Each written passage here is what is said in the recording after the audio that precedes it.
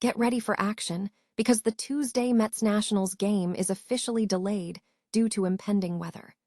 We have the latest updates on why this matchup is on hold and what it means for the upcoming contest.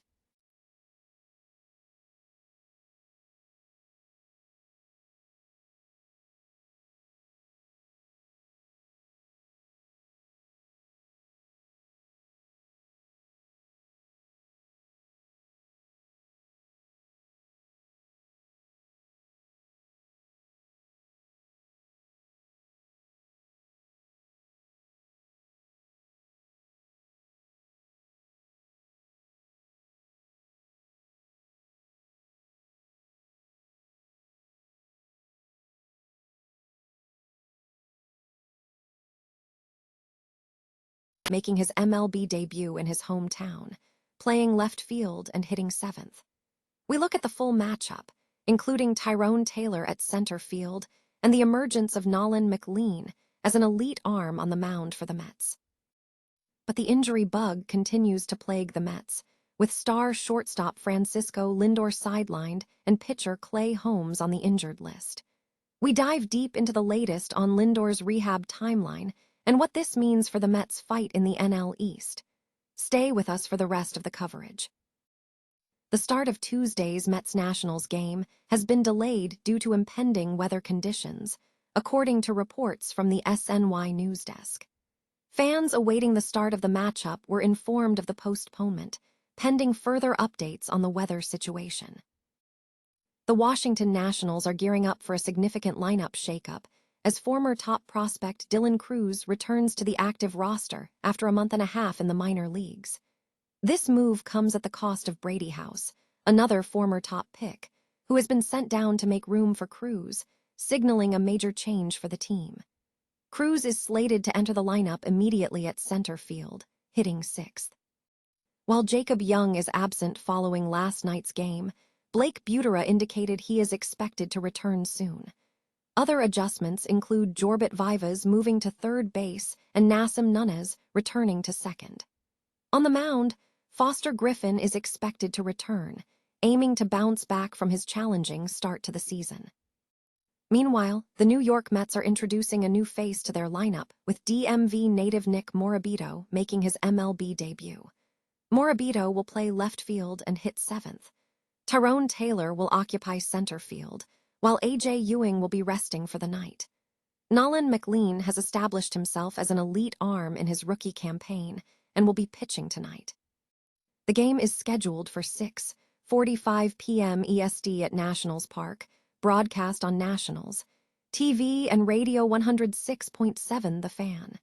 Following a recent loss, the Nationals must regroup. Analysts are hopeful that Foster Griffin will regain his form as the team strives to rebound. The Washington Nationals are looking to regroup following a grueling 12-inning loss, signaling a significant shakeup in the team's lineup with the return of former top prospect Dylan Crews. Crews, who has spent the first month and a half in the minor leagues, is back in action, slotted into the sixth spot in center field.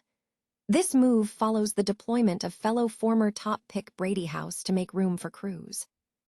Lineup adjustments also include Jorbit Vivas moving to third base and Nassim Nunez returning to second. On the mound, Foster Griffin is slated to pitch, aiming to recover from a poor start to the season. The Nationals will host the New York Mets at Nationals Park at 6:45 p.m. EST, broadcast on Nationals, TV and 106.7 The Fan. Meanwhile, the Mets are introducing a new face to their lineup with DMV native Nick Morabito making his MLB debut at left field in the seventh spot. Tyrone Taylor will occupy center field, while Nolan McLean, who has emerged as an elite arm in his rookie campaign, is expected to take the mound. The Mets lineup remains largely consistent otherwise. The Nationals face the challenge of bouncing back from their recent defeat, relying on their proven ability to recover from tough losses. The New York Mets are grappling with a significant injury challenge this season, with several key players currently sidelined. Starting pitcher Clay Holmes is on the injured list after suffering a fractured right fibula in a recent game against the New York Yankees, though hopes remain high for a swift recovery given his strong pitching performance. Meanwhile, star shortstop Francisco Lindor has been dealing with a strained left calf since April 23. Lindor was an offensive force prior to the injury, hitting .226 with 2 triples, 2 doubles, 2 home runs, and 5 RBIs in 24 games, and was recognized as an all-star in 2025 with a .267 batting average, 31 home runs, and 86 RBIs.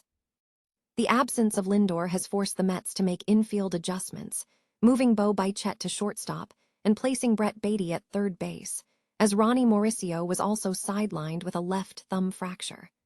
Bichette, who has had a less productive first year with the team, is expected to hold down the position until Lindor returns. Regarding Lindor's recovery, there is no firm timeline established. However, an update from May 18 reported that the Mets expressed hope for the veteran infielder's return in about a month, though they stressed they are not setting a timetable.